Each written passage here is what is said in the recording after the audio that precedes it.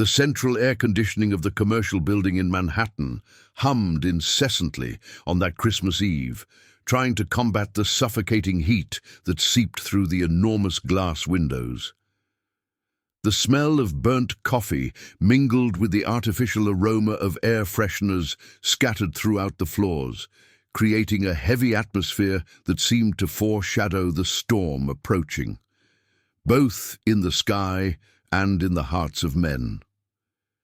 David Johnson, at 42 years old, walked through the travertine marble lobby of his development company with firm steps that echoed in the almost deserted space.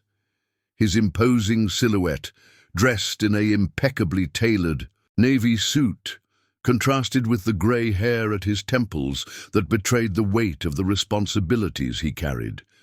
His brown eyes, usually cold and calculating, displayed a barely contained irritation that made his jaws clench. "My God, how could this happen?" he murmured through clenched teeth, observing the shards of glass scattered across the marble floor. The fragments sparkled under the light of the crystal chandeliers, like frozen tears reflecting his own frustration. Maria Smith, 35 years old, knelt on the floor trying to gather the pieces of the old Christmas ornament with trembling hands. Her calloused fingers shook as she picked up each fragment, as if she could somehow reconstitute the piece that had belonged to the Johnson family for 3 generations.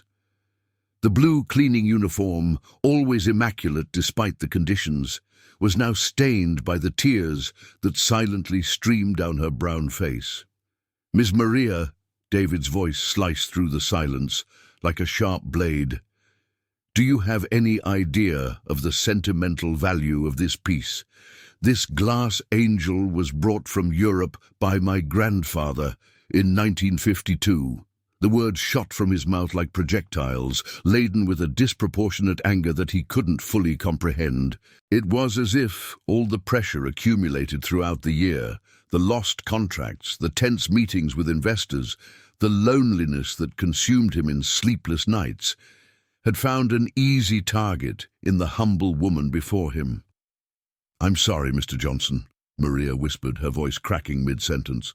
"I was cleaning the reception desk, and the cloth got caught on the angel's wing. It was an accident. I swear to God it was an accident." "An accident?" David raised his voice, his hands gesturing nervously. "Do you think an accident will bring back a family heirloom? Do you have any idea of the responsibility it is to work here?" The echo of his voice reverberated off the glass walls, amplifying the humiliation of the woman who remained on her knees, diligently collecting the pieces with almost religious dedication. Her tears dripped onto the cold marble, mingling with the glass fragments as if they were part of the very destruction. It was then that Gabriel appeared. The 5-year-old boy had waited patiently in the green plastic chair of the lobby, swinging his skinny legs while drawing in a tattered notebook with worn, colored pencils. His curly hair framed an angelic face, with big, expressive eyes that seemed to see beyond the surface of things. Upon hearing the raised voice of the man in the suit shouting at his mother, something broke inside his little chest. "Mommy!"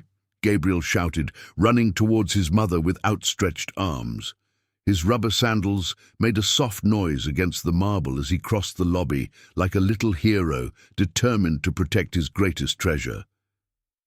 But something unexpected happened along the way. Instead of heading straight to his mother, Gabriel stopped in front of David and, without hesitation, wrapped his arms around the businessman's legs in a desperate hug. His small, warm hands pressed against the fine fabric of the suit as he lifted his tear-streaked face to meet the man who intimidated his mother so much. "Please, sir," Gabriel said with a trembling yet determined voice, "don't hurt my mommy. She's good. She works hard. If you're mad about the broken angel, I can pick up the pieces and tape them together. My preschool teacher taught me."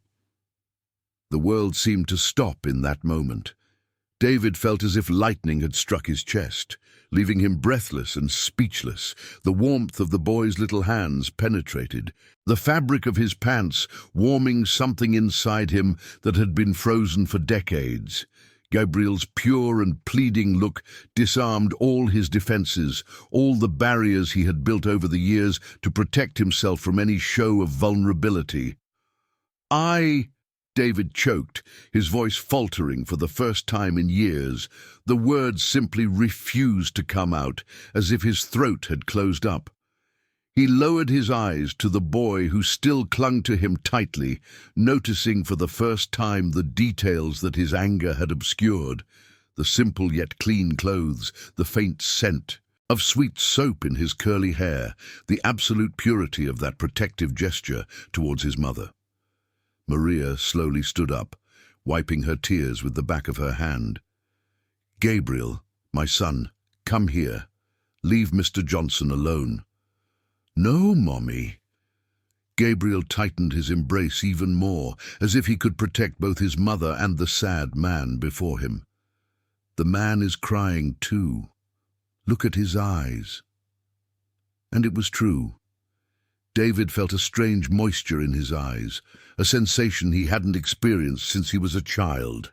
The last time he had cried was at his parents' funeral at 17, when he vowed to himself that he would never allow anyone to hurt him again. Since then, he had built walls so high around his heart that he had forgotten what it felt like to experience that raw and true vulnerability. "Gabriel!" Maria called again, more firmly this time. "Come here, my love. Let's go." David finally found his voice, but it came out hoarse and different. "No, you don't have to leave." He hesitantly placed one hand on the boy's head, feeling the softness of the curls between his fingers. "I'm the one. I apologize. I shouldn't have shouted like that." The touch felt strange yet familiar, like a forgotten memory from his own childhood. For a moment, David was able to see beyond the foggy mirror of his pride and recognize the man he had become. Someone who used power to mask pain, who yelled at innocence to avoid facing his own demons. The lobby remained silent for a few eternal seconds, only the sound of the air conditioning and the interrupted breathing of the three filling the space. Outside, the city of New York was preparing for another Christmas Eve. But inside, something much greater was happening.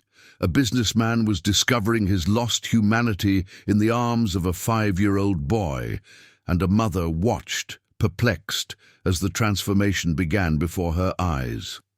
That hug, which lasted only a few minutes, would plant seeds that would take 10 months to fully bloom, forever changing the fate of the three. The January heat in New York was relentless. The asphalt of Manhattan melted under the scorching sun, creating heat waves that distorted vision like mirages in the urban desert. Inside the building of Johnson Enterprises, the air conditioning worked at its limit, struggling against the temperature that exceeded 100 degrees outside. The smell of burnt coffee mixed with the discreet sweat of the employees moving through the hallways, creating a dense and suffocating atmosphere. David had not been able to sleep properly since Christmas Eve. Every night, when he closed his eyes in his master suite overlooking the beach, he saw Ethan's little face pleading not to hurt his mother. The child's embrace had left an invisible mark on his skin, like an emotional tattoo that burned every time he tried to return to his cold and calculated routine. "Mr. Johnson," the voice of Patricia, his executive secretary, cut through his daydreams. "The year-end reports are ready for your review." Patricia Smith, a 50-year-old woman with perfectly straightened hair and always impeccable suits, had been part of the company's furniture for over 20 years. Her grey-blue eyes held the professional coldness of someone who had learned not to get emotionally involved with work, but lately she had noticed something different in her boss's behavior. "Leave it on the desk," David murmured, adjusting the Hermes tie that felt tighter than usual. And Patricia, the cleaner who works the afternoon shift, Maria Smith, "Do you have her personal information?" Patricia raised an eyebrow almost imperceptibly. In 20 years working with David, She had never seen him show personal interest in cleaning staff. "Of course, sir. Do you need anything specific?" "No, just administrative curiosity," he lied, turning to the window that offered a panoramic view of the lake. The waters reflected the blue-grey sky, dotted with the colourful sails of windsurfers enjoying the January winds. 3 floors down, Maria pushed her cleaning cart through the hallways with her usual dedication, but her heart was heavy. The December incident still echoed in her mind like a recurring nightmare. She knew too well the power of wealthy bosses. She had lost jobs for far less than breaking a family heirloom. "Good morning, Miss Smith," greeted Marcus, the night security guard who was finishing his shift. Marcus was a 40-year-old black man with a wide smile that lit up his face, marked by sleepless nights. "How is Ethan?" "Good morning, Mr. Marcus." Maria smiled shyly, stopping to chat. "Ethan is doing well, thank God. He started tutoring classes at the community center. Aunt Constance said he is too smart for his own good." "A smart child is a blessing from God," Marcus nodded, noticing the worry in the woman's eyes. "And the boss? Has he caused any more trouble since that day?" Maria shook her head, but her nervous fingers fiddled with the cleaning cloth. "No, but I'm scared, you know. A rich man, when he feels offended, can cause a lot of damage in the lives of the poor." On the 15th floor, David watched the conversation through the security cameras on his monitor. It wasn't exactly spying. The images were available in real time to all managers, but he found himself paying attention to Maria's delicate gestures, the affectionate way she treated even the security guard. "Interesting," he murmured to himself, noticing how she always greeted everyone she encountered along the way. There was a genuine kindness in her movements, a humanity he had forgotten existed in the corporate environment. At 3 in the afternoon, the heat was unbearable. The air conditioning unit struggled against the external temperature, creating a constant hum that had become the office's soundtrack. David decided to make an inspection of the floors, something he hadn't done in years, using the excuse of needing to check if the systems were functioning properly.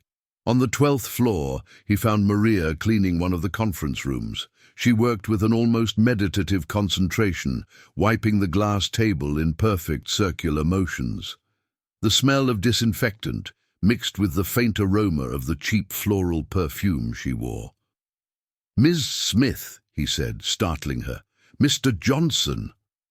Maria almost dropped the cleaning spray, instinctively bringing one hand to her chest. "I'm sorry, I didn't see you coming."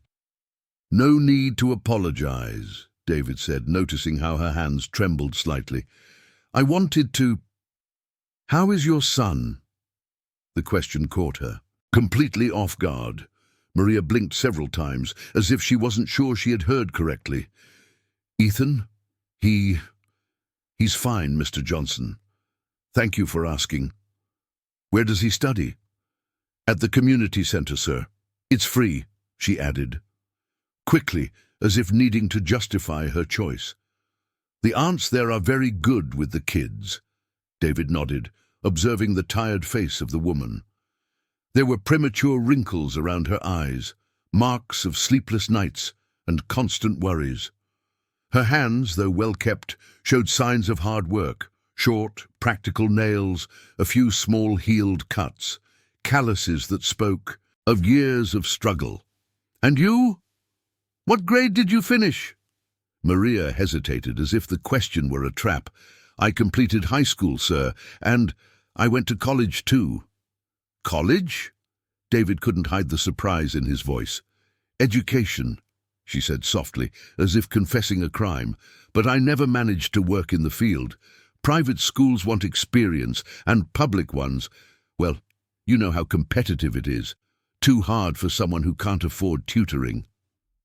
The revelation hit David like a punch in the stomach. For years he had seen Maria only as the cleaner, a role, not a person. Discovering that she was a qualified educator working in cleaning due to a lack of opportunities made something stir uncomfortably in his chest. "Why didn't you mention this in your resume?" "Experience, sir," Maria smiled sadly. "Who will hire an educator to teach if she has been working as a cleaner for 5 years? People think that if we are in cleaning, it's because we can't do anything else." The silence that followed was heavy, laden with implications that David was not yet ready to fully process. Outside, an ambulance siren passed by Main Street, its sharp sound cutting through the humid afternoon air. "Well," he cleared his throat, "I need to continue the inspection." "Of course, sir. Excuse me." Maria returned to work, but her hands trembled more than before. David left the room, but couldn't concentrate on the rest of the inspection. The image of the woman with a degree in education cleaning bathrooms and emptying trash cans haunted him for the rest of the afternoon. That night, in his penthouse apartment in Malibu, David poured himself a 20-year-old scotch and stood on the balcony watching the ocean. The city lights twinkled, like earthly stars, and the sound of the waves broke into a hypnotic melody. But his mind was far from the paradise landscape. For the first time in decades, David Johnson was questioning not only his actions, but the entire value system he had built around himself. Ethan's hug had opened a crack in his emotional armor, and now Maria's story was widening that fissure, forcing him to see realities he preferred to ignore. He finished the scotch and went to bed, knowing that another night of restless sleep awaited him. The city was alive with Mardi Gras. From Malibu to the outskirts, street parades transformed the city into a grand popular festival lasting 5 uninterrupted days. The sound of tambourines echoed through the streets like the beats of a giant heart, mixing with the shouts of "Here comes the parade," announcing the passage of costumed revelers. Even in Manhattan, traditionally more reserved, the festive atmosphere filled the air with the scent of cold beer, sweet popcorn, and crowd sweat. But in the building of Johnson Enterprises, only silence inhabited the 20 floors of glass and marble. David had sent almost all employees home for the extended holiday, an unusual decision for someone known for making the team work even on weekends. This time, however, something inside him cried out for solitude, for time to think without the constant interruptions of meetings and calls. It was Mardi Gras Monday, 9 in the morning, when David parked his black luxury SUV in the empty basement of the building.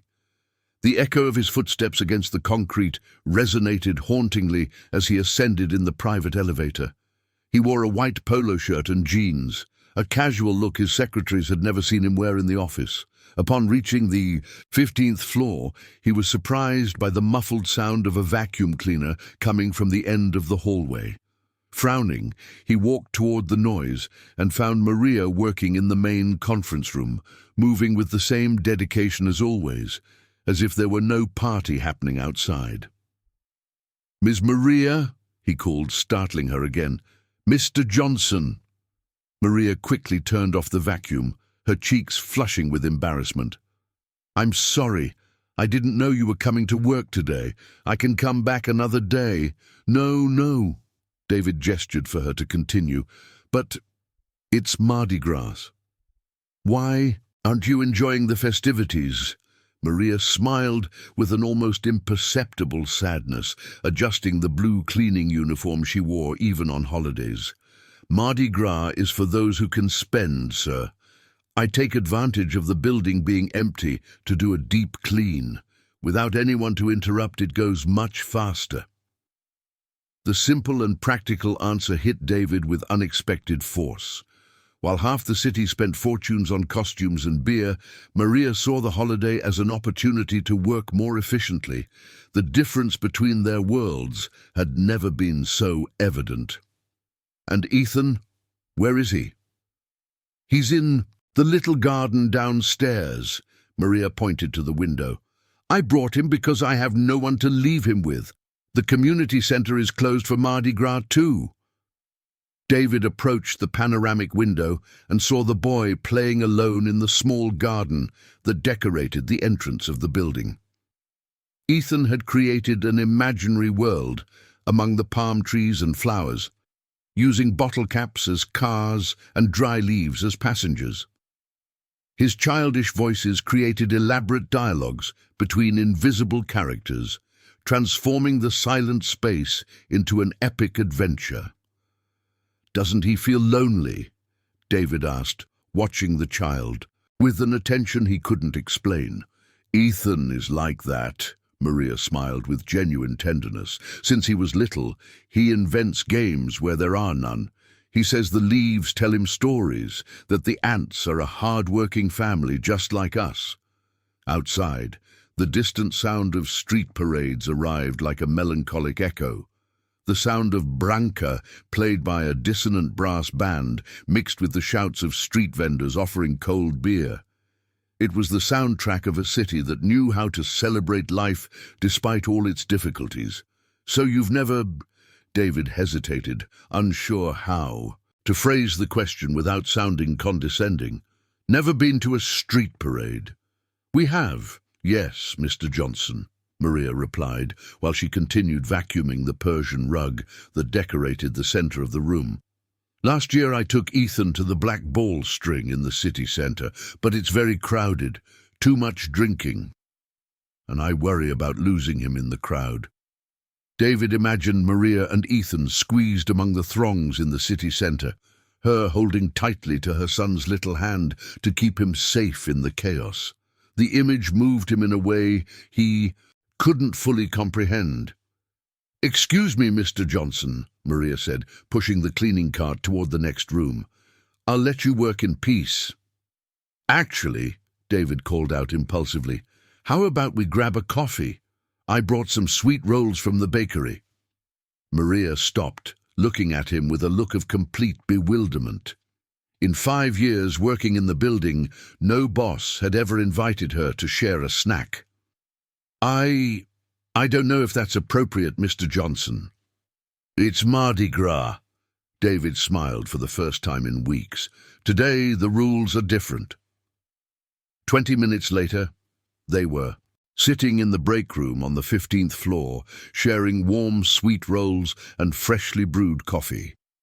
Ethan had come up and was now drawing on a piece of printer paper that David had found in the printer, his little tongue sticking out in absolute concentration. "What are you drawing, Ethan?" David asked, genuinely curious. "It's our house, Uncle." Ethan proudly showed the drawing. On the paper, a simple house with yellow windows shared space with a smiling female figure and a boy holding hands with her. "Here's Mommy coming home from work, and here I am waiting for her, at the door." "And this one?" David pointed to a vaguely defined male figure in the corner of the paper. "That's Daddy who left," Ethan said matter-of-factly, without a trace of sadness. "Mommy said he went to look for work somewhere else and forgot the way back." Maria rushed to disguise her embarrassment, but David noticed how her eyes slightly glistened. "Ethan, sweetheart, you don't need to tell the doctor our life story." "But he's nice, Mommy," Ethan insisted, looking at David with those big, trusting eyes. "He's not mad anymore, and look, he has a little smile just like mine when I eat chocolate truffles." David laughed, a genuine laugh that surprised even himself. "You like chocolate truffles?" "I do, but I only eat them on my birthday or when the aunt from church throws a party," Ethan replied with enthusiasm. "Mommy says sweets every day are bad for your teeth." "Your mommy is right," David agreed, noticing how Maria educated her son with love and responsibility, even in the most difficult circumstances. Outside, a drumline passed down Main Street playing Aquarela do Brasil. The sound of drums and tambourines drifted through the half-closed windows, creating an improvised soundtrack for their unexpected meeting. David watched mother and son share a sweet roll as if it were the greatest treasure in the world, and felt something shift deeply in his chest. "Ms. Smith," he said suddenly. May I ask a personal question? Of course, Mr. Johnson. Why do you continue to treat me with such formality, calling me Mr. Johnson? Maria hesitated, carefully choosing her words. It's respect, right? My mother always taught me that poor people need to know their place in life. You studied, have money, deserve reverence. And what if I say I prefer you to just call me David? Then I would say you're being too kind to someone who doesn't deserve such consideration. The simple and honest response hit David like a revelation. Maria didn't see herself as someone worthy of equal treatment, and this was the result of years of social conditioning that he himself helped perpetuate without even realizing it. Ethan, oblivious to the social complexities of the adults' conversation, finished his drawing and offered it to David. Here, Uncle, it's for you to hang on the wall of your office. For me? David took the paper with unusual delicacy. Yep, that. Where you won't forget that there are people who care about you even when you're sad. The child's words echoed through the silence of the break room like little emotional bombs. David looked at the drawing, childlike strokes that captured not just a family, but an unconditional love he hadn't experienced in decades, and felt his eyes moisten again. Outside, Mardi Gras continued, but inside, in the quiet of the 15th floor, 3 lonely souls had found an unexpected connection that would forever change how they viewed the world and each other. Fall arrived in New York City with its characteristic subtlety. The temperatures dropped only a few degrees, but the air gained a different quality, less heavy, more breathable. In Manhattan, the palm trees swayed gently with the breeze coming from the sea, and the scent of the ocean mixed with the aroma of blooming yellow ipe trees in the flower beds in the area. David had developed a strange routine in recent weeks. Whenever he walked through the company's hallways, he found excuses to check on the cleaning progress, an administrative concern he had never shown before. Patricia, his secretary, had already made veiled comments about this new obsession with operational details. Mr. Johnson, she said one Tuesday morning, organizing documents on the mahogany desk, the resumes for the educational coordinator position for the new social project have arrived. What social project? David frowned, absently flipping through a financial report. You approved it in last week's meeting, remember? A tutoring program for employees' children. Patricia consulted her meticulous notes. The gentleman said it was strategic for the company's image. David did not remember approving any project, but lately his mind had been scattered, occupied with issues unrelated to real estate development. All right, leave the resumes. On the table. It was then that, while rummaging through a drawer looking for a pen, he found a dusty folder he hadn't seen in years. Inside were old company documents, birth certificates of employees long dismissed, and a resume that made his heart stop for a moment. Maria Smith, education, Estacio de Sa, university, specialization, literacy for children in social vulnerability situations, experience, supervised internship in a public school. David read and reread the document several times, as if the words could change meaning with each reading. Maria was not just a graduate in education. She had specialized exactly in the area the company now intended to develop. The resume was dated 5 years ago when she was hired for cleaning. "Patricia!" he shouted, making the secretary appear immediately at the door. "Yes, sir?" Why was Maria Smith hired for cleaning if she is a qualified educator? Patricia quickly checked the digital file. According to the records, she first applied for a position as an educational assistant that existed at the time. She was rejected for lack of practical experience. Then she applied for the cleaning position and was accepted. And who rejected her for the educational position? "You did, Mr. Johnson." The words hit David like a slap. He himself had denied Maria the opportunity to work in her field of training, forcing her to accept a job for which she was tremendously overqualified. The bitter irony of the situation made him nauseous. That afternoon, David decided to do something he hadn't done in years. He personally went down to the 12th floor for a routine inspection. He found Maria reorganizing the files in the human resources room, a task that clearly went beyond her responsibilities as a cleaner. "Ms. Smith," he said, watching her, catalogued documents with a professional efficiency that contrasted with her cleaning uniform. "Mr. Johnson," she jumped as always, "I was just organizing the files that were a bit messy. I know it's not my job, but actually, that's what I want to talk about," David gently interrupted. "May I see how you are organizing?" Maria shyly showed the system she had created, color-coded folders separated by categories, labels with numerical codes, a handwritten spreadsheet detailing the location of each document. It was professional-level work, crafted with the care of someone who deeply understood administrative organization. "Where did you learn to do this?" "In college, sir. In school management classes, the teacher always said that an educator must know how to organize information because children only learn when the environment is structured." David felt a tightness in his chest. For 5 years, he had wasted the talent of a qualified professional, keeping her in a role that completely underutilized her abilities.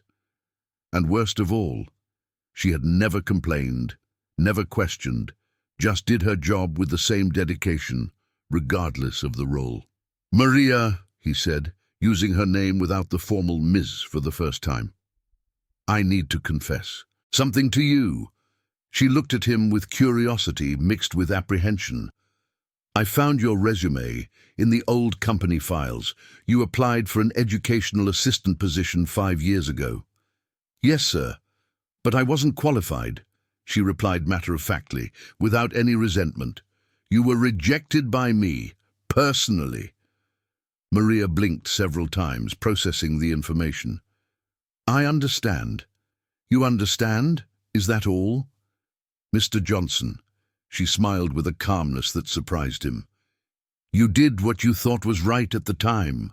I really didn't have experience, and if I hadn't been rejected, I might never have gotten to know Ethan properly, because I would have been too busy trying to prove I deserved the position." His response left David completely taken aback. Where he expected to find resentment, he found understanding. Where he imagined there would be bitterness, there was a serene acceptance that spoke of a strength of character he had never possessed. "But that doesn't make the situation fair," David insisted. "Justice is a complicated thing, sir," Maria resumed, organizing the files while she spoke. "My grandmother always said that God writes straight with crooked lines. If I had gotten that position, I might have become proud. I might have lost the humility that makes me a good mother." "And you don't feel anger, frustration?" "I did at first," she admitted honestly. "I cried a lot, questioned God, thought he had forgotten about me. But then I started to see Ethan growing up. I saw how he admired me even though I was just a cleaner, and I understood that a person's worth is not measured by their profession." David remained silent for several minutes, watching her work. There was a dignity in her movements that transcended any academic title or social position. Maria had transformed, rejection into personal growth, frustration into wisdom. "What if I offered you a second chance?" "What do you mean, sir?" "The company is creating a tutoring program. We need an educational coordinator."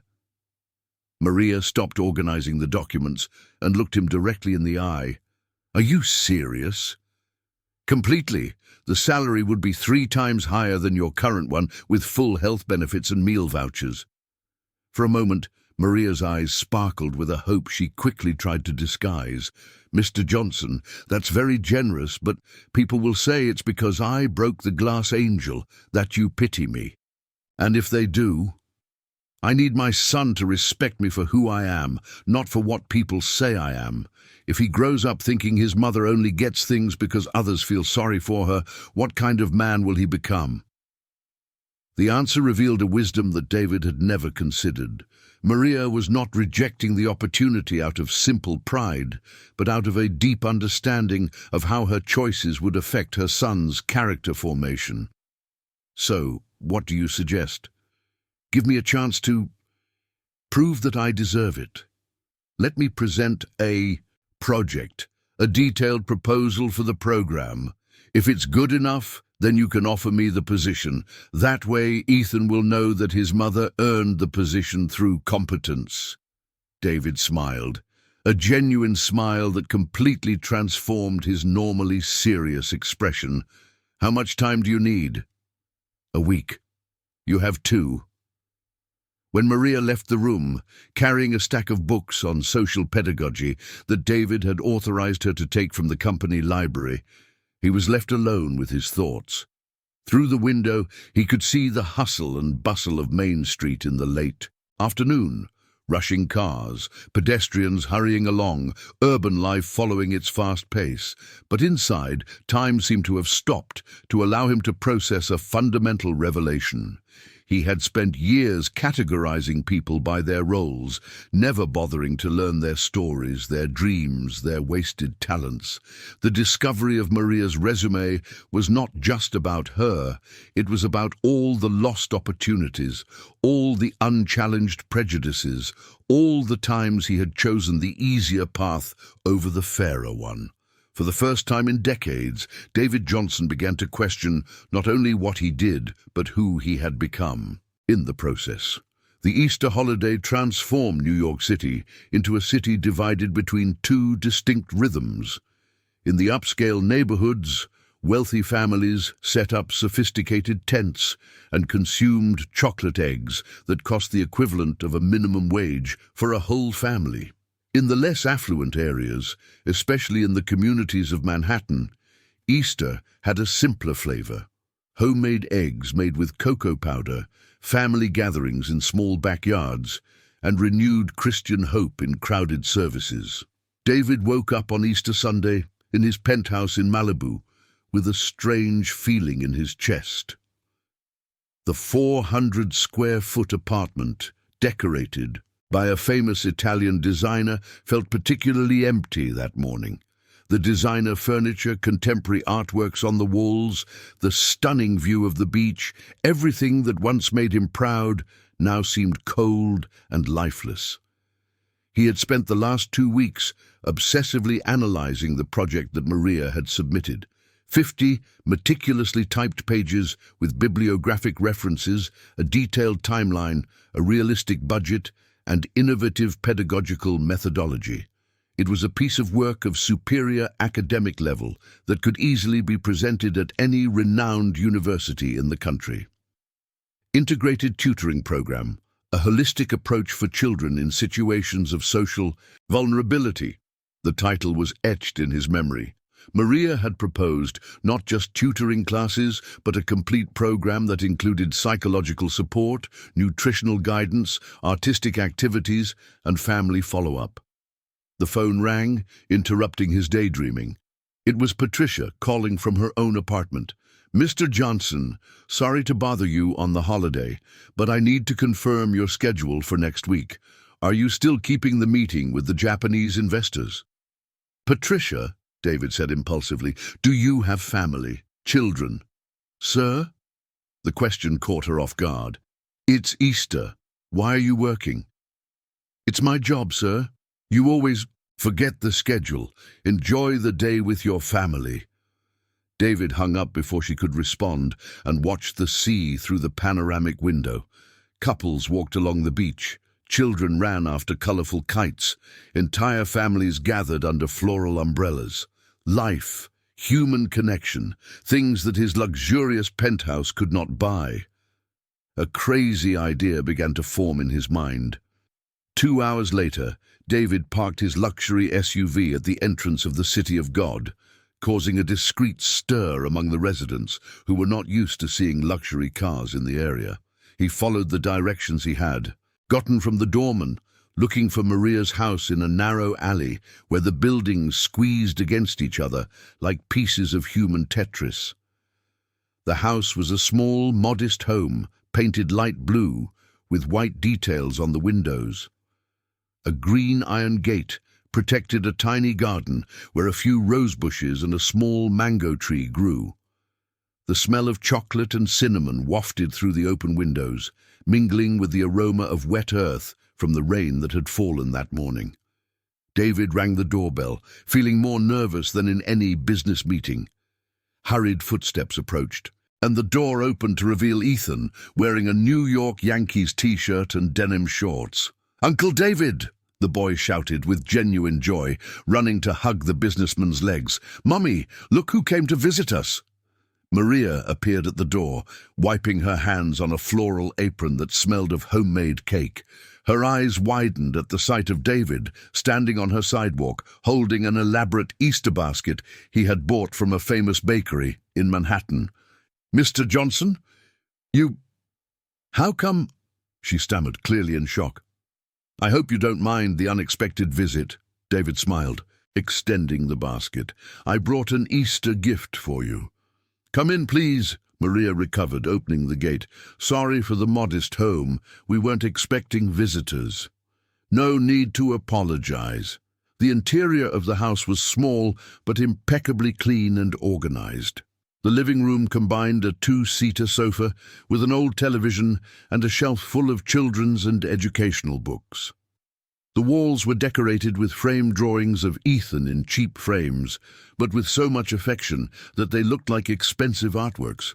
The smell coming from the kitchen was irresistible, a mixture of melted chocolate, sweetened condensed, milk and maternal love that no five-star restaurant could replicate.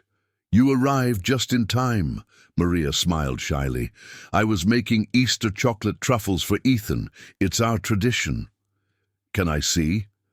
In the tiny but extremely organized kitchen, Maria stirred a pot of chocolate truffles on the old stove, while Ethan watched closely, as if he were learning the secrets of a complex science. The intimacy of the scene, mother and son sharing a sacred moment of their lives, touched David in a way that Ethan didn't expect it. "Uncle David," he tugged at his shirt, "do you want to learn how to make chocolate truffles? Mommy is the best in the world." "Ethan, don't bother Mr. Johnson," Maria said gently. "Actually," David surprised them both, "I would love to learn." The next 30 minutes were a revelation for David. Maria taught him how to stir the truffles without letting them stick to the pot, showed him the right point to take them off the heat, and explained how to roll the treats without making a mess. Her calloused hands guided his with infinite patience, while Ethan enthusiastically narrated each step of the process. "See, Uncle? Now let it cool. A bit, and then we can roll them," Ethan said, licking the spoon with the pure pleasure of a child who considers it the greatest treasure in the world. "Ethan," David said carefully, "can I ask you a question?" "Sure. What makes you happiest in life?" The child thought seriously for a few seconds, a finger on his chin in an expression of deep concentration. "It's when Mommy comes home from work and tells me about her day, and when she laughs at my silly jokes, and when we make truffles together like this." The simplicity of the answer hit David like a revelation. Happiness for Ethan was not related to possessions or status, but to moments of connection and love shared with his mother. "And you, Uncle David?" Ethan returned the question. "What makes you happy?" David hesitated. When was the last time someone had asked him about happiness? When had he last considered what truly made him happy, beyond financial success and professional recognition? "You know what, Ethan? I think I'm discovering that right now." Maria watched the interaction silently, drying her hands on her apron. There was something different in David's expression, a softness that hadn't been there before, a vulnerability he normally hid behind his professional facade. "Mr. Johnson," she said hesitantly, "can I ask why you came here today?" David looked around the small but love-filled kitchen, where the aroma of homemade chocolate mixed with the sound of Ethan's laughter and the warmth of a family that had little in material terms, but everything in emotional terms. "Because," he said slowly, as if the words were forming themselves as he spoke, "for the first time in a long time, I wanted to be somewhere where people care about each other, where moments mean more than minutes." Maria lowered her eyes, moved by the honesty in his voice. "You are always welcome here, Mr. Johnson. Our home is simple, but our door is always open to those who come with good intentions." "And about the project?" David asked, changing the subject before his emotions could overwhelm him completely. "Oh, the project." Maria blushed slightly. "I tried to do my best.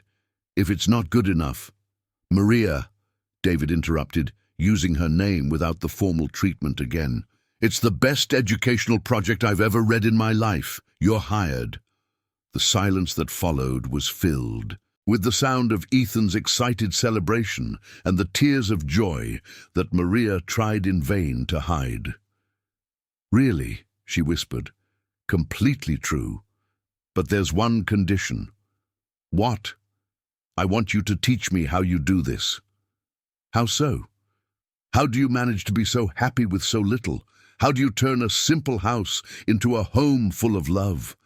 How do you make every moment feel special?" Maria smiled through her tears, a smile that illuminated the entire kitchen. "That, Mr. Johnson, is not taught in a project. It's learned by living."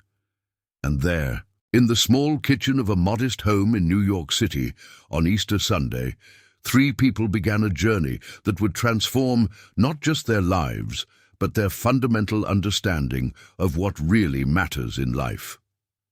The fall in New York arrived with its cool mornings and still warm afternoons, creating a thermal contrast that left people in doubt about what to wear.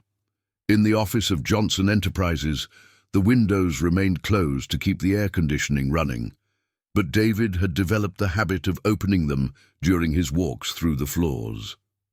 A change that did not go unnoticed by the employees.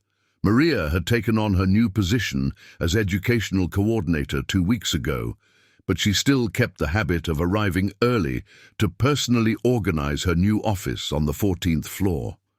The room was small but functional, with a light wood table, 2 chairs for meetings, and a shelf that she had filled with educational books she bought used in the city center. It was a Tuesday morning when David decided to visit her to discuss the details of the tutoring program. He found the door ajar and, as he approached, he heard voices in animated conversation.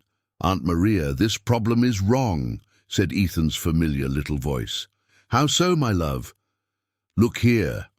If John had $15 and spent $8.50 at the bakery, he doesn't have $6.50 in change. He has $6.50 left over, which is different." David stopped at the door, curious about the conversation. Ethan was sitting in a small chair next to Maria's table, leaning over a pile of math exercises that were clearly intended for much older children.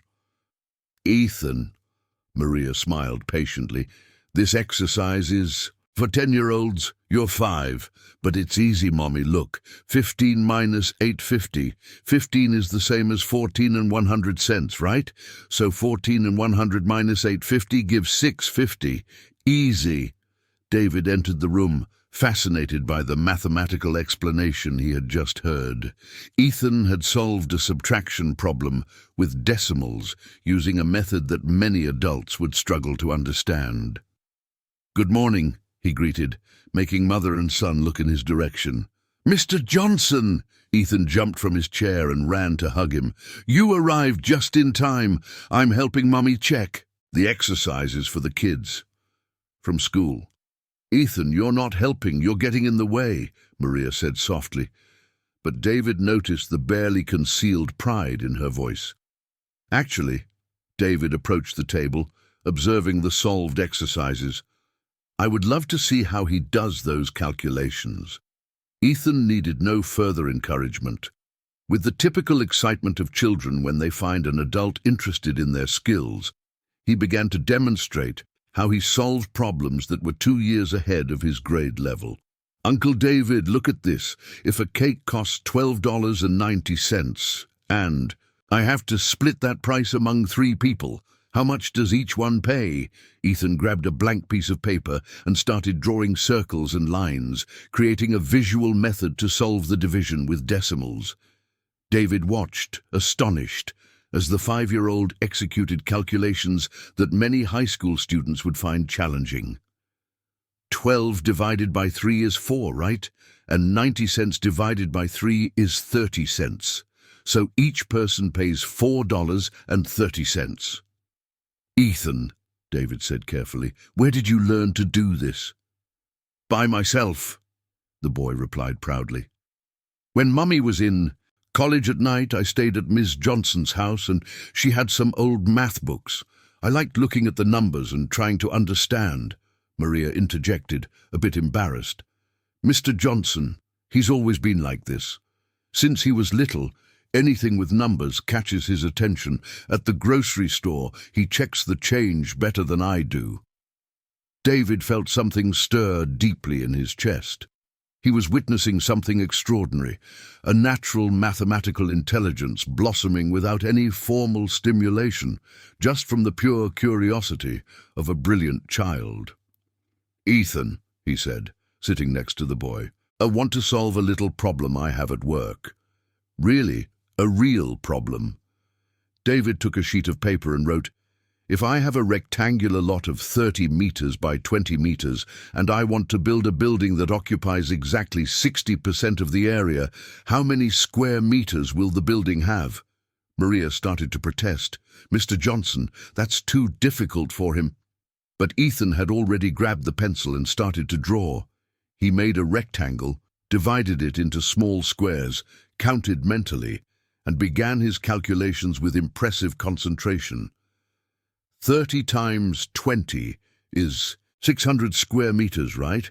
60% is the same as 60 out of every 100 pieces, he murmured, making little marks on the paper. 100 pieces of 600. Each piece is worth 6 square meters. 60 pieces of 6 square meters. 60 times 6. Ethan was silent for a few seconds, counting on his fingers almost imperceptibly. 360 square meters. David mentally checked the calculation. It was correct. A 5-year-old had solved a problem involving percentage and area that required multiple mathematical operations, using only intuitive logic and simple drawings. "My God," David whispered, looking at Maria with a look of total astonishment. "Is that right, Uncle David?" Ethan asked anxiously. "Completely right, Ethan. You are very smart." "Mommy always says that," Ethan beamed. "She says I have a special brain for numbers." David remained silent for several minutes, watching Ethan go back to solving other exercises with the same natural ease. A 5-year-old, born into a resource-poor family, demonstrating a mathematical aptitude that rivaled many university students. "Maria," he said quietly, "Ethan needs a special school." "What do you mean?" "A school equipped to handle gifted children. He has an exceptional talent that needs to be developed properly." Maria shifted uncomfortably in her chair. "Mr. Johnson, special schools are for the wealthy. People like us don't have access to that kind of education." "What if I told you I know of an excellent school that offers scholarships for talented children?" "I would say you're being too kind. Ethan is smart, yes, but he's no more than other kids." David looked at the solved exercises spread across the table, each demonstrating a mathematical sophistication that was remarkable for any child, let alone one so young. "Maria, can I be honest with you?" "Of course. Ethan is not just smart. He has a mathematical gift that I've never seen before. If he is not properly stimulated, that talent could be lost." "And what if he is stimulated too much? What if he becomes arrogant, proud? What if he forgets where he came from? Maria's concern was legitimate and touching. She wanted her son to have opportunities, but not at the cost of losing his humility and values. "What do you suggest?" David asked. "That we take it slow, that he continues in regular school, but maybe with some extra tutoring at home, that way he learns without feeling different from the other kids." David nodded, respecting Maria's maternal wisdom. But privately, he was already planning how to ensure that Ethan's extraordinary gift would not be wasted. "Ethan," he called the boy, "how about I bring you some fun math books?" "Math books? Really?" The boy's eyes sparkled with enthusiasm. "Only if your mommy allows." "Can I, Mommy? Please?" Maria looked between the two, the powerful man who had become an unlikely friend, and her son, whose intelligence was beginning to outshine even her dreams for his future. "You can," she said finally, "but with one condition. You continue being the same humble and loving Ethan that you've always been." "I promise, Mommy." As David left the office that day, his mind was racing with possibilities.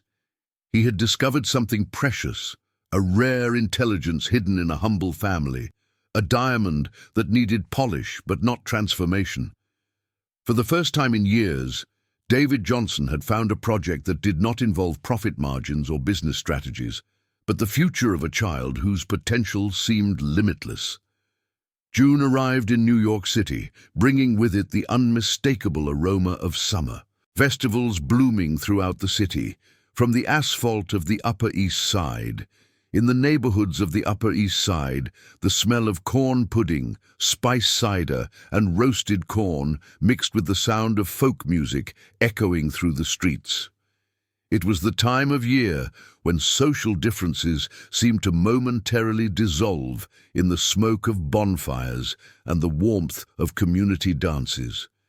David had spent the last few weeks observing a remarkable transformation in Ethan. The math books he had bought, carefully selected to be challenging yet age-appropriate, had opened a new world for the boy. Each visit to Maria's office turned into an impromptu problem-solving session where Ethan demonstrated reasoning that surprised even experienced teachers. "Uncle David," Ethan said one Thursday afternoon, "the daycare teacher asked if you would like to give a lecture about math at the summer festival at the church." David nearly choked on the coffee he was drinking. "A lecture? At the church?" "Yes!" Ethan bounced enthusiastically in his chair. "She said it would be great for the kids to meet someone who works with numbers every day." Maria, who was organizing reports at her desk, looked up with embarrassment. "Ethan, don't bother Mr. Johnson with these things." "Actually," David said slowly, an idea forming in his mind, "it would be interesting to get to know the community where you live." "Are you serious?" Maria looked at him with surprise. "Completely. When is the festival?" "Next Saturday at 7 in the evening," Ethan answered immediately. "There will be folk dancing, delicious food, and Miss Johnson makes the best corn pudding in the world." David had never been to a summer festival in a community. His only experiences with June festivities were the sophisticated events at Upper East Side clubs, where people dressed in expensive folk costumes and ate gourmet versions of traditional foods. "Then it's decided. I'll be there." The following Saturday, David drove his luxury SUV through the narrow streets leading to the Church of the Sacred Heart in New York City. The contrast between his car and the motorcycles, bicycles, and occasional cars sharing the roads was striking, but he tried not to think about it as he searched for a place to park. The sound of live folk music guided him through the alleys until he reached the church square, where an impressive festival was in full swing. Colorful banners were strung between the trees, creating a festive canopy over tables laden with food. A 6-piece band played on a small makeshift stage, while couples danced in the space cleared in front of them. The smell was intoxicating, a mixture of grilled corn, sweet corn pudding, spiced cider, and the smoky aroma from the bonfire that crackled at the center of the celebration. Children ran between the tables, their faces painted and wearing simple but colorful costumes. "Uncle David!" Ethan's voice cut through the music. The little boy came running, wearing a straw hat and a plaid shirt that had clearly been carefully prepared by his mother. "Ethan!" David smiled, feeling suddenly overdressed in his polo shirt and dress pants. "Come meet everyone." Ethan grabbed his hand and began pulling him through the crowd. To David's surprise, he was met with genuine warmth. Maria had apparently spoken well of him, as people approached with curiosity rather than suspicion. "So you're Maria's boss," said an elderly woman with a knowing smile. "I'm Ms. Johnson, the one who takes care of Ethan when his mother works at night." Ms. Johnson had those eyes that seemed to see through pretenses, but her smile was kind. "Maria told me you've been very good to her and the boy."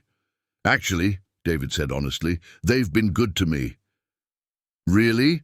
Ms. Johnson raised an eyebrow. "How so?" David hesitated.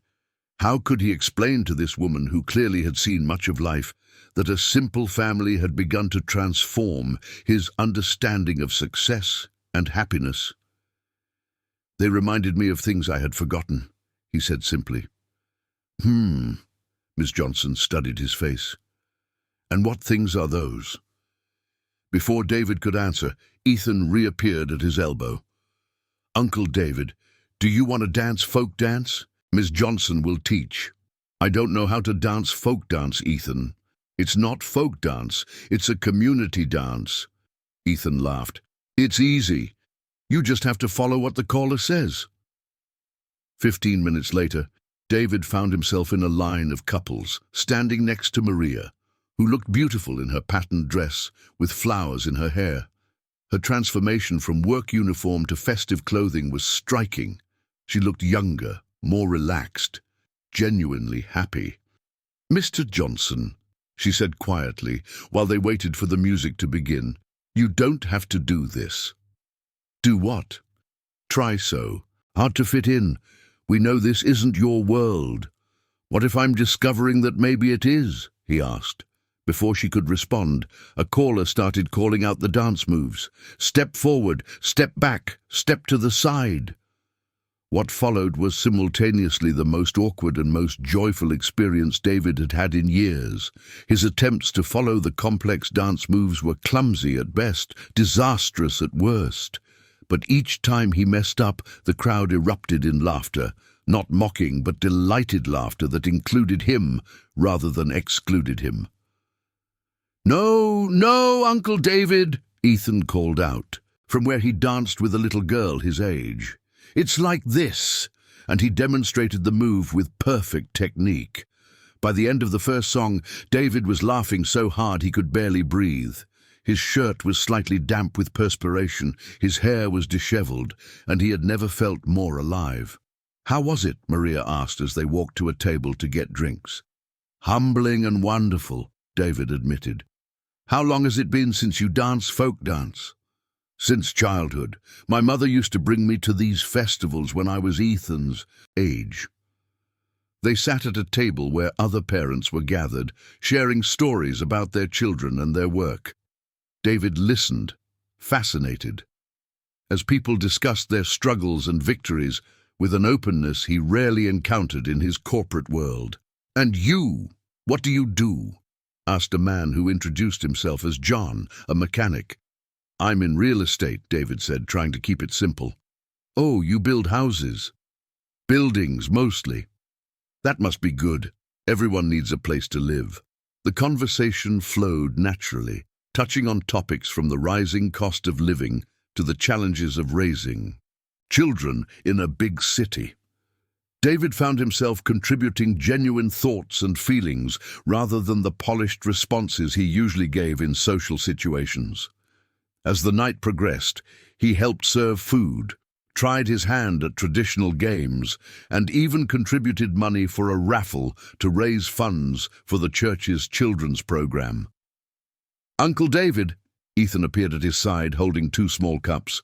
"Try Aunt Johnson's spiced cider. It's the best in the world." The drink was perfect, warm, spicy, with just enough alcohol to create a pleasant warmth. David sipped it while watching families dancing, children playing, couples of all ages enjoying each other's company under the string lights.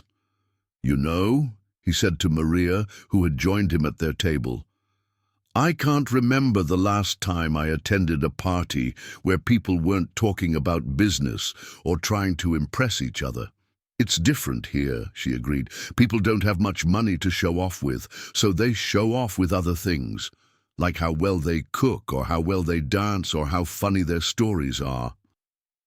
"And do you think," David asked carefully, "that Ethan will want to stay connected to this? As he grows up, gets educated, maybe has more opportunities?" Maria considered the question seriously while watching her son teach a group of older children a new way to solve a math puzzle using bottle caps. "I hope so," she said finally. "Because if he forgets where he came from, if he stops valuing the things that really matter, then all the education in the world won't make him a good man." The wisdom in her words struck David deeply.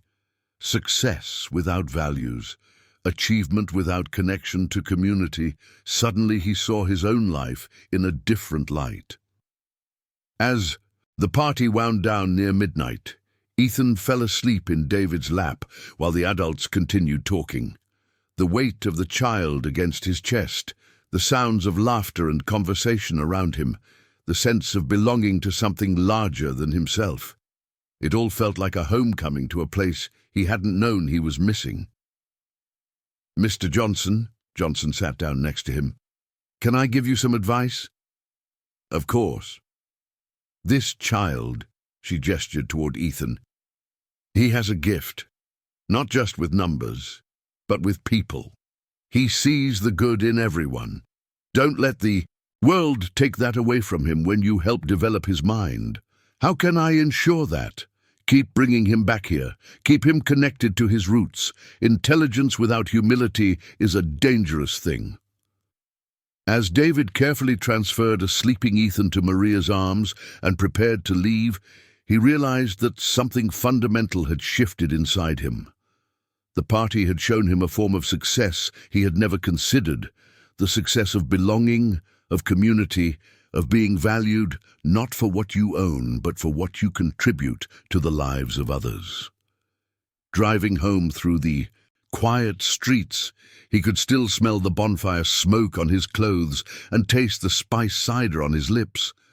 But more than that, he could feel the warmth of genuine human connection settling into the empty spaces in his heart that he hadn't even realized existed. Winter had arrived in New York City with its peculiar softness, bringing cool mornings that quickly transformed into pleasant afternoons. But for David Johnson, the mild weather contrasted sharply with the storm that was about to descend on his professional and personal life. The discovery he would make that July would forever change the way he viewed the consequences of his business decisions. It was a grey Monday when Patricia entered his office carrying a bulky folder with documents that required his urgent signature. The aroma of freshly brewed coffee mingled with the scent of new paper and the discreet perfume of the secretary, creating the familiar atmosphere of another workday. "Mr. Johnson," she said, organizing the documents on the mahogany desk, "you need to sign the final documentation for the Green Coast project. The investors are eager to start construction." David picked up the first sheet distractedly, still thinking about the educational meeting that Maria had scheduled to discuss the progress of the children in the tutoring program. Ethan continued to surprise everyone with his mathematical development, now solving basic algebra problems with a naturalness that impressed even the consulting teachers David had hired. "Green Coast project," he murmured, finally focusing on the document. "Refresh my memory, Patricia. Where exactly will it be built?" "In the area of New York City, sir. A high-end residential complex that will revitalize the entire area. 15 buildings of 20 floors each, shopping center, complete leisure area. Patricia's words seemed to come from far away. David reread the specific address of the project 3 times before reality hit him like a punch in the stomach. The land described in the document included exactly the area where Maria and Ethan's house was located, the church where he had attended the summer festival, the narrow alleys where he had discovered a sense of community he didn't know existed. Patricia, his voice came out hoarse, how many families will be relocated? Approximately 1,200 families, sir. All will receive fair compensation and will have priority to purchase apartments in the new development with facilitated financing. Fair compensation, David repeated, as if the words were stones in his mouth. And who determined what is fair? Our legal team, in accordance with municipal legislation. The values are all within legal parameters. David was well aware of the legal parameters. He knew that the compensations would only be enough to buy, at best, a smaller house in a more distant neighborhood. He understood that many of those families had deep roots in the community, bonds that money could not replace. And when will the families be notified? The notifications go out on Friday. The deadline for eviction is 90 days. 4 days. In 4 days, Maria and Ethan would receive an official notice informing them that they would have 3 months to leave the only home the boy had known in his 5 years of life. Sir, Patricia noticed the sudden pallor that overtook her boss's face. Is there a problem with the documentation? No, not now, Patricia. I need to review everything more carefully. After the secretary left, David was alone with the documents spread across the table. Each page represented months of planning, millions of dollars in investments, hundreds of jobs that would be created, urban development that would benefit the entire region. It was an exemplary project from a business perspective, and it was also the complete destruction of the world that Ethan knew. David spent the rest of the week in silent agony. He tried to find legal alternatives to modify the project, but the contracts were already signed with the investors, the licenses approved, the timeline set. Cancelling or significantly modifying the project would result in immeasurable losses and possible lawsuits that could destroy his company. On Thursday, he could no longer bear the weight of the secret. He went down to the 14th floor and found Maria working in her office, surrounded by colorful reports on the children's development in the program. Ethan was sitting on the floor, solving geometry problems in a new notebook that David had given him. Uncle David, Ethan jumped up to hug him. Look what I discovered. If I draw a square and divide it diagonally, I have 2 equal triangles. And if I measure the sides, I can calculate the area without measuring the diagonal. Very good, Ethan, David smiled sadly, watching the child's pure excitement over his mathematical discoveries. Mr. Johnson, Maria stood up, noticing something different in his expression. Did something happen? David hesitated. How to tell a mother that in 24 hours she would receive an eviction notice? How to explain that he himself was responsible for destroying the stability of the family that had become so important in his life? Maria, he began, sitting heavily in a chair, I need to tell you something very difficult. You're scaring me. Tomorrow you will receive an official notice from the city. Your house, that entire area, will be condemned for a new real estate project. Maria stared at him in silence for several seconds, processing the information. Condemned? You mean we have to leave our home? Yes. And where will we go? There will be compensation. You will be able to buy another house. Mr. Johnson, Maria gently interrupted, who is responsible for this project? The silence that followed was deafening. Ethan had stopped drawing and was watching the two adults with the keen intuition of children who sense when something serious is happening. "It's me," David finally said, his voice barely above a whisper. Maria slowly sat down, as if her legs could no longer support her. Her hands trembled slightly as she absorbed the magnitude of the revelation. "You mean you—" she began and stopped, trying to find the right words. "You knew this when you started coming to our house? When you offered the job? When you became friends with Ethan?" "No," David said urgently. "I only found out on Monday. The project was approved months ago, but I had no idea where you lived at the time. But now you know, and you will go ahead anyway." The question hit David like a sharp blade. How to explain that cancelling the project would mean financial ruin for his company. How to make her understand that it was not a choice between money and friendship, but between the lives of two people and the jobs of hundreds of employees. "It's complicated, Maria. There's a lot of money involved, many investors, many people who depend on the company." "I understand," Maria said quietly, standing up and starting to organize the papers on her desk with mechanical movements. "Of course I understand."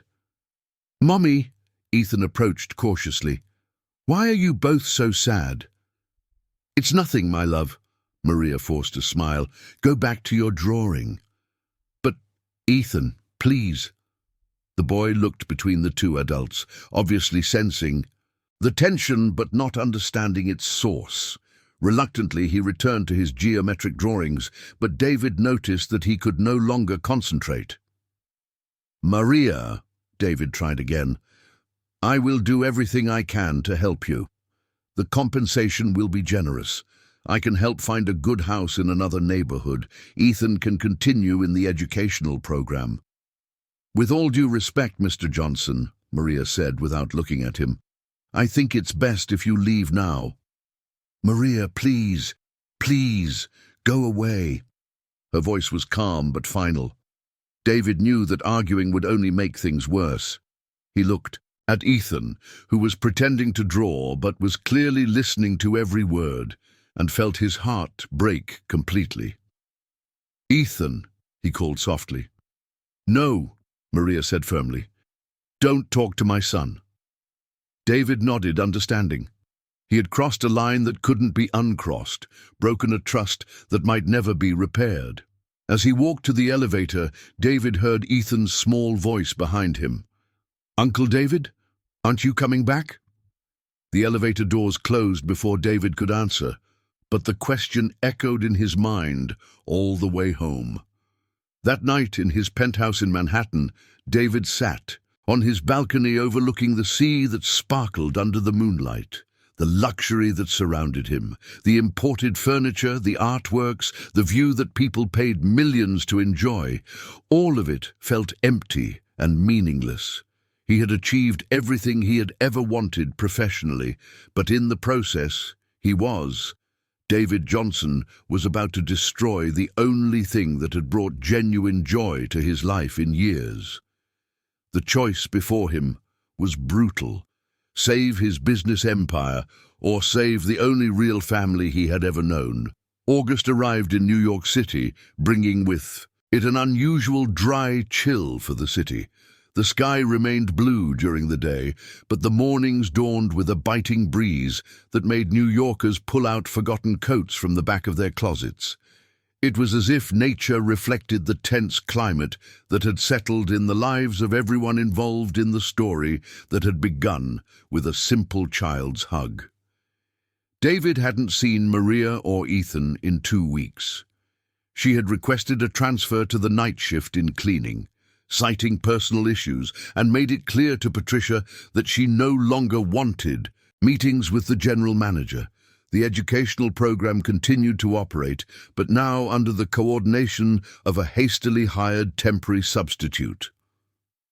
On the morning of Tuesday, August 8th, David was in his office reviewing for the 100th time the contracts for the Green Coast project, desperately searching for any legal loophole that would allow him to modify or cancel the works, when Patricia entered with an expression of concern that he rarely saw on the secretary's face. "Mr. Johnson," she said hesitantly, "there's a man downstairs asking to speak with you. He says it's urgent about Ethan Smith." David's heart raced. "Ethan Smith? Maria's son?" "Yes, sir." The man identified himself as John Carlos, a neighbor of the family. David rushed down to the ground floor, where he found a black man in his 40s, wearing a mechanic's uniform and a face marked by worry. His calloused hands trembled slightly as he held a worn cap. "Are you David Johnson?" John Carlos asked. "Yes, that's me. What happened to Ethan?" It's serious, sir. The boy's in the hospital, pneumonia. It started as a simple flu, but it got much worse very quickly." David's legs weakened. "Which hospital?" "City Hospital in the Upper East Side. But, sir," John Carlos hesitated, "Maria is desperate. The doctor said Ethan needs more intensive treatment in a private ICU, but the public healthcare system has a waiting list." "How much does the private treatment cost?" "About $15,000, plus special medications. Maria has already sold everything of value, the television, the better stove, even her mother's jewelry that passed away, but it didn't even cover half." David didn't even ask why John Carlos had come to look for him specifically. "Let's go. Take me there." The journey to the hospital was tense and silent. David tried to process the information that Ethan, the bright and healthy child who had become like a son to him, was in an ICU fighting against pneumonia that could be fatal. The irony of the situation did not escape his perception. While he planned to destroy the boy's home in the name of business, a much more immediate illness threatened to take Ethan from his life forever. At the hospital, the characteristic smell of disinfectant and medications mixed with the palpable suffering of families crowding the corridors. David had never been in a public hospital. His rare medical experiences occurred in luxurious private clinics where the service was quick and discreet. He found Maria sitting in a green plastic chair in the pediatric corridor, wearing the same work clothes she had on the night before. Her eyes were swollen from crying, and she held in her hands an old rosary that had belonged to her mother. "Maria," David called softly. She looked up, and for a moment the sorrow she felt for him seemed to dissipate in the face of maternal despair. "Mr. Johnson, did John Carlos call you?" "How is he?" "Bad." Her voice broke. "Very bad. The fever won't go down. He's having trouble breathing. The doctor said without intensive treatment."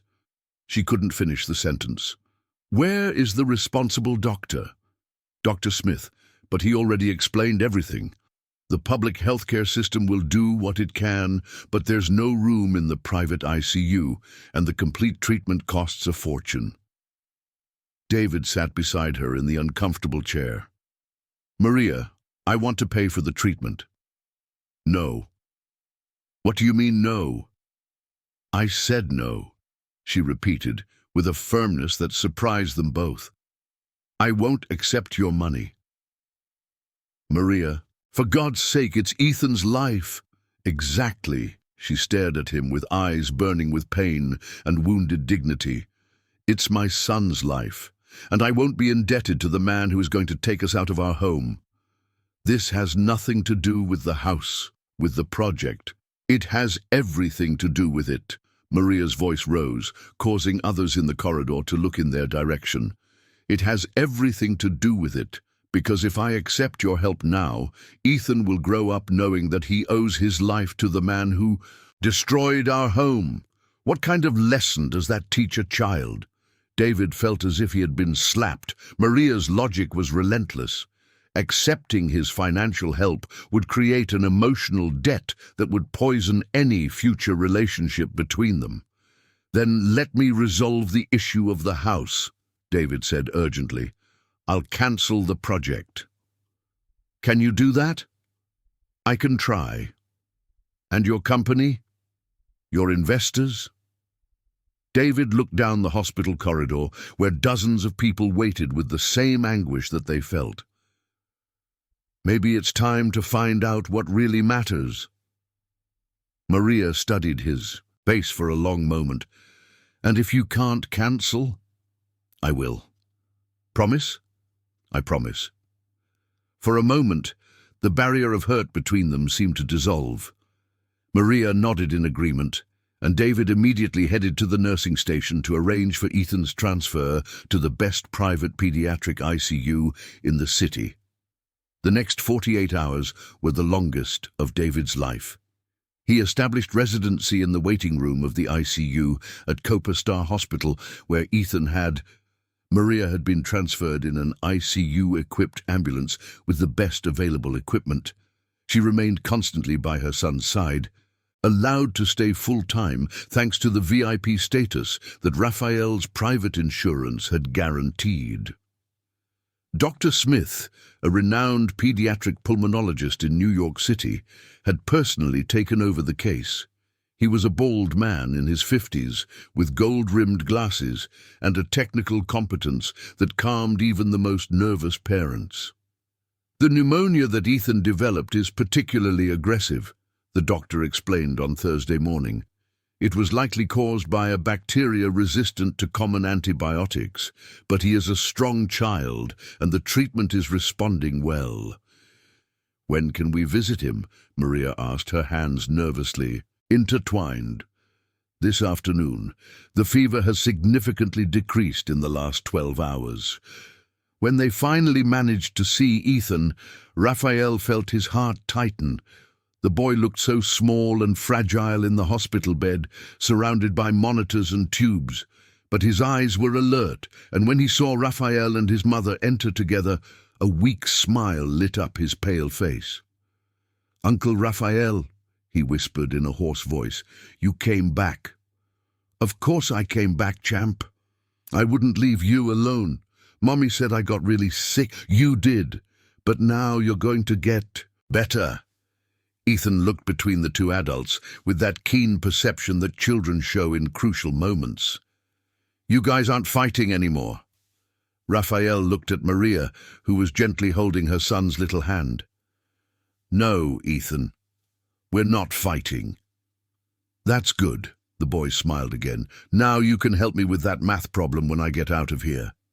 That night, while Ethan slept under the effects of medication and Maria rested in an armchair beside the bed, Raphael left the hospital and drove to his company. It was almost 11 at night when he arrived at the deserted building, went up to his office, and started working on a series of phone calls that would change the course of his career forever. If keeping his word to Maria meant sacrificing everything he had built professionally, so be it. For the first time in his life, Raphael Johnson had found something more important than financial success: the chance to become the man that Ethan believed he was.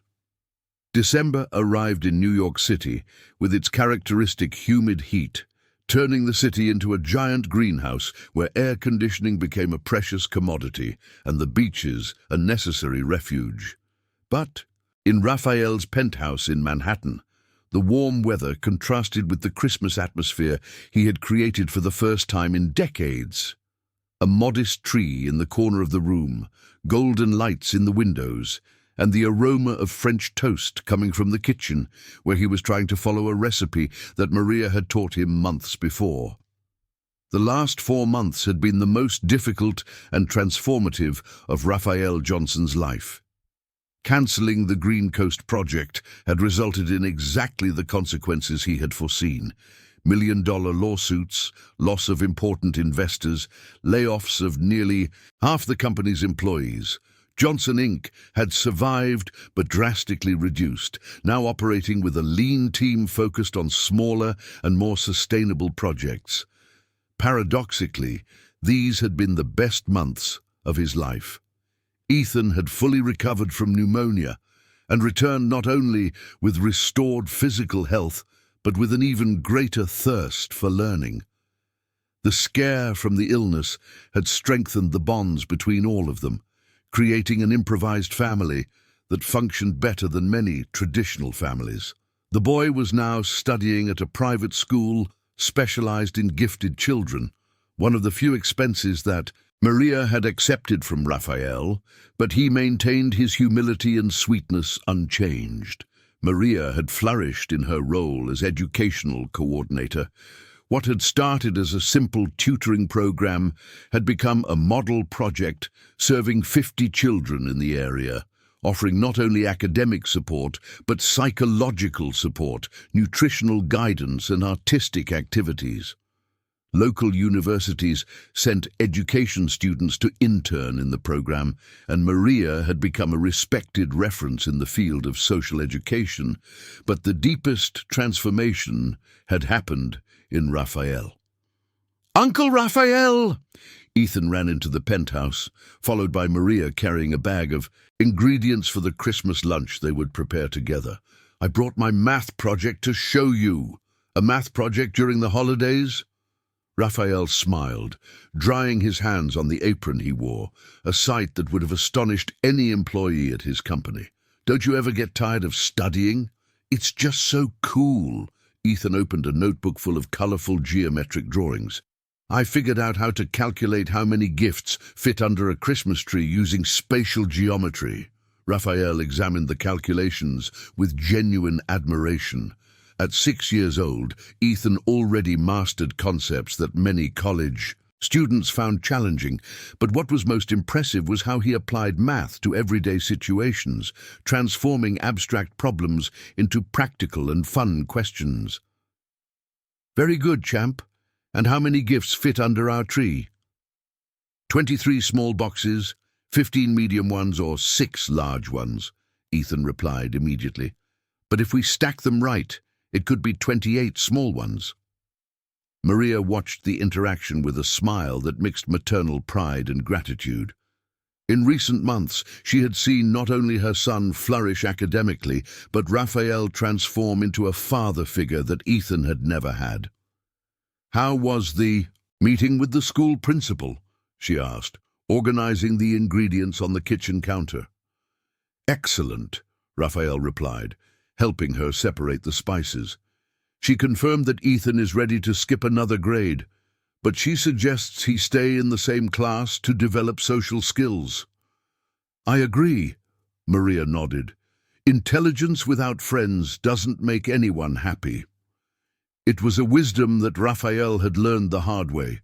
For years, he had prioritized intellectual and financial achievements at the expense of human relationships, building a professional empire on top of an emotional desert. The phone rang, interrupting their conversation. Thoughts. It was Patricia calling from the office. "Mr. Johnson, the final offer from the American investors for the project has arrived." "Patricia," David said patiently, "it's Christmas Eve. This can wait until January." "But, sir, it's an 8-figure opportunity. And it will still be an 8-figure opportunity next week. Enjoy the holiday with your family." David hung up and returned to the kitchen, where Ethan was trying to crack eggs for the stuffing under Maria's careful supervision.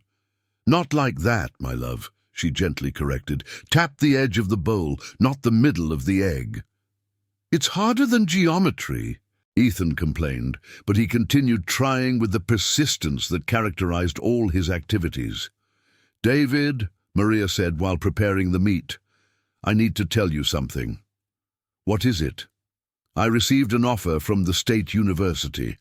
They want me to coordinate an outreach program based on our project here at the company." David stopped chopping onions. "That's a great opportunity." "It is, but it would mean leaving my position here. And do you want to accept it?" Maria hesitated, looking at Ethan, who was focused on his culinary task. "I do, but I'm scared." "Scared of what?" "That things will change between us. That you will think I'm ungrateful for leaving the company after everything you've done for us." David put down the knife and approached her. Maria, you don't owe me anything. In fact, I owe everything to you. How so? You taught me that true success is not measured in money or possessions, but in the difference we make in people's lives. Accept the university's offer. Ethan and I will be proud of you. Tears formed in Maria's eyes. Are you sure? Absolutely. And besides, David smiled, someone needs to spread the kind of education you've developed here across the country. Ethan, who had finally managed to crack an egg correctly, looked at the two adults. Why are you both teary? Did something bad happen? No, my love, Maria hugged him. Something very good happened. Oh, then that's fine. Can I crack more eggs? They laughed, and David felt a wave of gratitude so intense it almost knocked him over. There in his kitchen, preparing a simple feast with people who had transformed his life, he finally understood what genuine happiness was. The Christmas lunch was served on the terrace of the penthouse overlooking the beach, in Manhattan, where entire families gathered under colorful umbrellas. The table, decorated with simple flowers that Ethan had chosen, hosted only 3 people, but it was filled with more love and joy than any social event David had ever organized. Uncle David, Ethan suddenly said, dropping his fork, can I ask you an important question? Of course, champ. Will you always be our friend, even when I grow up and become a big person? The question, asked with the seriousness that only children can bring to existential matters, touched David deeply. Ethan, he said, taking the little boy's hand, you are my family, and family is forever. Even if we sometimes fight, especially if we sometimes fight, real family overcomes any argument. Ethan smiled, satisfied with the answer, and went back to eating. But David noticed that Maria had lowered her eyes, emotional. When the sun began to set, transforming the sky into a watercolor of oranges and pinks, they settled in the living room for the gift exchange. David had bought Ethan a collection of advanced math books, but also age-appropriate games and toys. For Maria, he had chosen a special edition of Pedagogy of the Oppressed by Paulo Freire, with a handwritten dedication that read, "For the one who taught me that true education transforms not only the student, but also the teacher."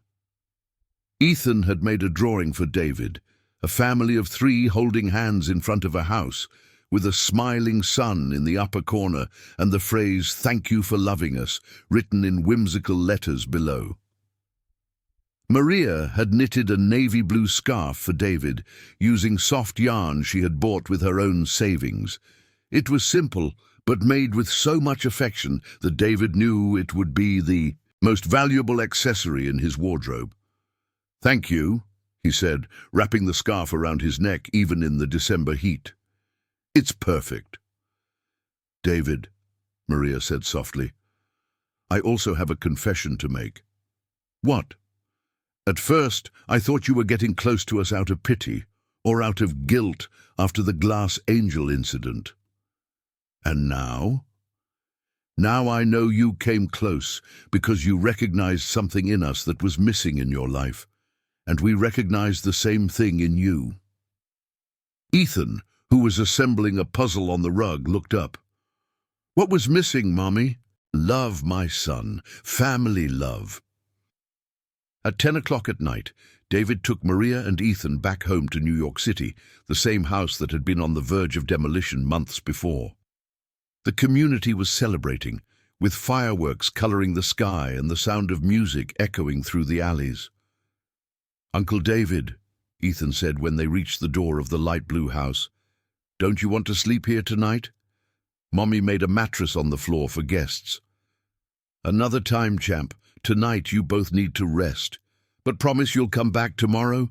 "I promise." After watching mother and son enter the house, David stayed in the car for a few minutes, observing the nightlife of the community. People were chatting on the sidewalks, children were playing in backyards, families were gathering on small porches. It was a world completely different from his gated community in Manhattan, but now he understood that it was also a world much richer in genuine human connections. Driving back home, David reflected on the 12 months that had passed since Ethan's hug that changed everything. He had lost millions in business, seen his company drastically reduce.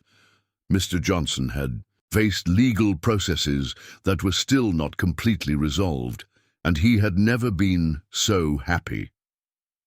Upon arriving at the penthouse, he found a voicemail from Ms. Johnson, Maria's neighbor, who had become like a grandmother to Ethan. "Mr. Johnson, thank you so much for everything you have done for our family this year. Ethan can't stop talking about how he has 2 Christmas presents this year, the books you gave him and an uncle who truly loves him." David smiled, putting away his phone.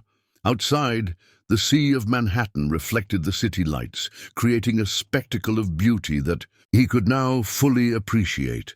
Not because his financial circumstances had improved, on the contrary, but because he had learned to see beyond appearances and find wealth in the things that truly mattered. He took Ethan's drawing and pinned it to the refrigerator door next to photos of the 3 of them taken throughout the year. That luxurious apartment, once cold and impersonal, now felt like home. Before going to sleep, David made a call to Patricia. "Sir?" she answered, obviously surprised by the timing. "Patricia, on Monday I want you to organize a meeting with the entire team. We're going to restructure the company." "A restructuring, sir? If it's more cuts?" "No, Patricia, quite the opposite. We're going to create a new department, Urban Social Development. I want the company to start working not just on building buildings, but on building communities." "What do you mean?" "Projects that include affordable housing, community spaces, educational programs, architecture that serves people, not just profit." There was a silence on the other end of the line. "Sir, this is a very radical change." "The best changes are always radical, Patricia. And besides," David smiled, looking again at Ethan's drawing, "I've discovered that making a difference in people's lives is far more rewarding than any financial investment." "Rewarding how, sir?" "In all the ways that truly matter." After hanging up, David stood on the balcony, watching the city stretch beyond the beach. Somewhere out there in a light blue house in New York City, Ethan was sleeping and dreaming of math problems and future adventures. Maria was planning how to revolutionize education in America through the state university, and he, David Johnson, was planning how to use his resources and influence to create not just buildings, but hope. The circle had closed exactly where it had begun, with an act of unconditional love. The difference was that now all 3 understood that true love is not just a feeling, but a daily choice to put the well-being of others before one's own interests.